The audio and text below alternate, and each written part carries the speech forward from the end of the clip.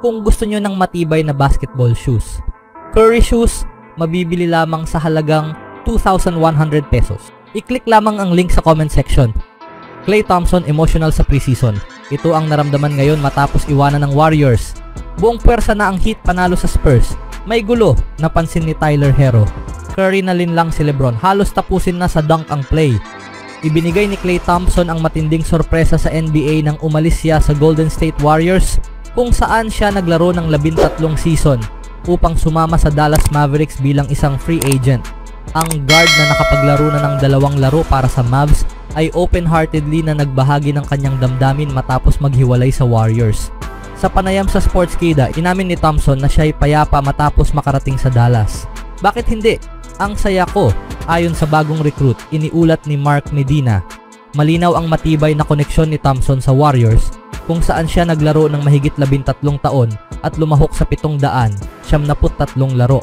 Sa pagninilay-nilay sa kanyang susunod na kabanata, inamin niya na ang kanyang pangunahing layunin ay magpatuloy sa paglalaro sa pinakamataas na antas sa NBA.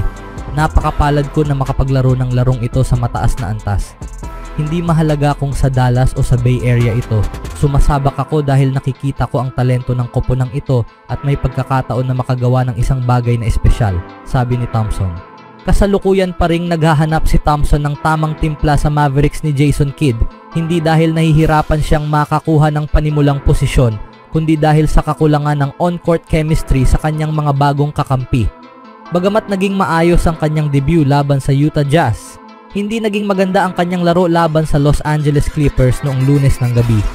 Sa pagkakawala ni Kyrie Irving, nakapagtala si Thompson ng 3 rebound, ngunit hindi pumasok ang alinman sa kanyang mga attempt, 3 2-pointers at 6 na 3-pointers. Nagtapos siya ng walang puntos sa loob ng 21 minuto. Mga personal na layunin ni Thompson sa Mavs.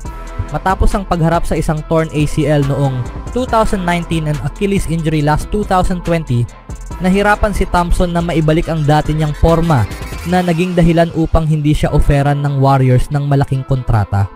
Ngayon sa Dallas, malinaw niyang ipinahayag na ang kanyang mga ambisyon ay nakaayon sa mga layunin ng koponan. Ang mga personal kong layunin ay maging mahusay at matulungan ang koponang ito na manalo, sabi ni Thompson sa panayam. Hindi ko iniisip ang mga numero o parangal o kahit ano. Talagang hindi, lalo na't 14 na taon na. Sapat na sa akin ang mga iyon, pahayag niya. Sa kabila ng hindi magandang ipinakita ni Thompson laban sa Clippers, pinayuhan siya ni Coach Kidd na maging matiyaga, magpatuloy sa pagsisikap habang binabanggit na ito pa rin ay preseason. Sa pagbabalik ni Luka Doncic at Irving, malamang na magiging mas malinaw ang tunay na epekto ni Thompson sa koponan habang nagsisimula ang regular season. Sa gitna ng mga pagsubok na kinakaharap ni Klay Thompson, ipinagtanggol siya ng dating kampeon ng Boston Celtics na si Brian Scalabrine, na kinilala na bagamat hindi na siya ang parehong manlalaro na dati, may puwang pa rin para sa pag-unlad niya kasama sina Luka Doncic at Kyrie Irving. Gusto mo siyang maging consistent. Medyo nag-aalala ako, sabi ni Scalabrine. Pero sasabihin ko sa'yo, historically, ang mga shooters na nag-iensayo ng husto sa off-season at bumabalik sa regular season, kailangan nila ng kaunting oras para mahanap ang kanilang rhythm. Dagdag pa ni Scalabrine, sa tingin ko hindi mo pa pwedeng husgahan si Klay hanggat hindi pa siya naglalaro kasama sina Luka at Kyrie. Doon siya magiging pinakamahusay. Palagi siyang naging mahusay na catch and shoot player. Lagi siyang nakikinabang sa tulong ng iba. Hindi sa babalik siya sa dati niyang anyo pero tiyak na makakatulong ito. Ito ang plano ng Mavericks para kay Klay Thompson, iba sa Warriors. Ibinunyag ng may-ari ng Mavericks na si Mark Cuban na magiging iba ang papel ni Thompson sa Dallas kumpara sa kanyang dating papel sa Golden State. Sa halip na palaging tumatakbo sa mga screen sa sistema ng Warriors na mabigat sa paggalaw, plano ng Mavericks na bawasan ang kanyang trabaho at ituon ang pansin sa pagpapahusay ng kanyang shooting. Kailangan mo siyang bantayan ng maigi dahil sigurado siyang makakakuha ng 40% shooting. Sa Golden State, palagi siyang tumatakbo at lumalabas sa mga screen. Hindi iyon talaga ang estilo namin, paliwanag ni Cuban. Magpapatakbo kami ng ilang plays na ganun para sa kanya, pero kadalasan, ilalagay namin siya sa corners o sa wings kung saan siya tatanggap ng mga pasa mula kina Luka at Kyrie para makapag-shoot. Sana, mapagaan nito ang kanyang buhay. Pagtatapos ni Cuban. Sa ibang balita naman, natalo ang San Antonio Spurs sa kanilang unang road game ng preseason laban sa Miami Heat, 120-117. Halos kumpleto ang Spurs, tanging sina David Duke Jr. at Devin Vassell lamang ang nasa injury report bago ang laro. 13 manlalaro ng Spurs ang nakapuntos at 12 sa kanila ay naglaro ng hindi bababa sa 10 minuto. Sa loob lamang ng 17 minutong aksyon, nakapagtala si Victor Wembanyama ng 8 puntos, 7 rebounds at 3 assists, kabilang ang isang alley-oop pass kay Jeremy Sochan sa simula ng laro. Nanguna si Sochan para sa Spurs na may 18 puntos. Nag-ambag naman si Keldon Johnson ng 15 puntos mula sa bench at mukhang nasasanay na siya sa kanyang papel bilang 6th man.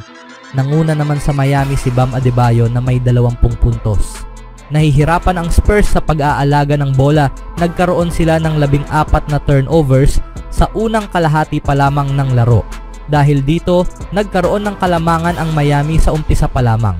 Nakuha ng Spurs ang kalamangan sa ikalawang kalahati, ngunit hindi nila ito napanatili. Nagbalik si Charles Bassey sa unang pagkakataon mula nang mapunit ang kanyang ACL noong Disyembre. Hindi siya nakalaro sa unang 3 preseason games, ngunit nakapagtala siya ng 4 na puntos at 4 na rebounds. Patuloy namang ipinakita ng rookie na si Stephon Castle ang kanyang potensyal at maaaring makipagpaligsahan kay Julian Champagny para sa starting spot hanggang makabalik si Devin Vassell mula sa injury.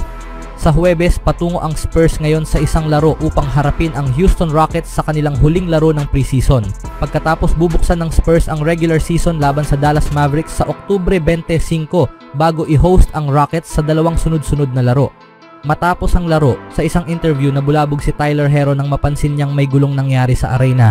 Continuing to figure out what we can do to get ready for the season. I'm sorry, I'm distracted by a fight up there. This is crazy. Well, hopefully that breaks up here soon. We'll let you go, Tyler. Thank you so much for the time. So much. Thank you. All right, guys. Only 2. Naging maganda naman ang laban sa pagitan ng Golden State at ng LA Lakers. Sa laro na ito natapos ang first half sa score 51-58. Gumawa na ng 16 na puntos si Anthony Davis bago sila nagtungo sa locker room. Sumunod naman si Austin Reeves na may 13 puntos. LeBron James na nagkaroon lamang ng 6 na puntos, ngunit gumawa ito ng trick shot na nagpamangha kay Buddy Hield. LeBron gave him an up fake and they said no contact. LeBron was in. Sa Warriors, si Stephen Curry ang nanguna sa scoring na may 11 punto at nagawa pa nitong tumawa ng malinlang nito si LeBron at tapusin ang play sa 2 kamay. Jonathan Kuminga na may 10 puntos sa first half. Good ball fake by Curry, and he lays it up and in. Steph at the rim as he went right around LeBron. Down by 10. Yeah. Curry on its way. Nangyari rin sa laban, nakitang-kita ang frustration ni Riddick dahil sa init ng 3-pointers from Warriors. Light is on. The Lakers want the starters to stay on the floor because the benches come in and they're shooting it well. And again, with this motion offense that they have, body and ball movement always keeps the defenders off. Get comfortable. But at the same time, you have to read the defense. You just can't have your mind. You read the defense. Some The home of the make a couple of substitutes. One Draymond Green. Always do it on my own, so I gotta get through it. And the only thing I know is to love what I'm doing. Never give up, never slow, till I finally prove it. Never listen to the no's, I just wanna keep moving. Keep my head up when I act, head up, that's a fact. Never looking back, I'ma keep myself on track.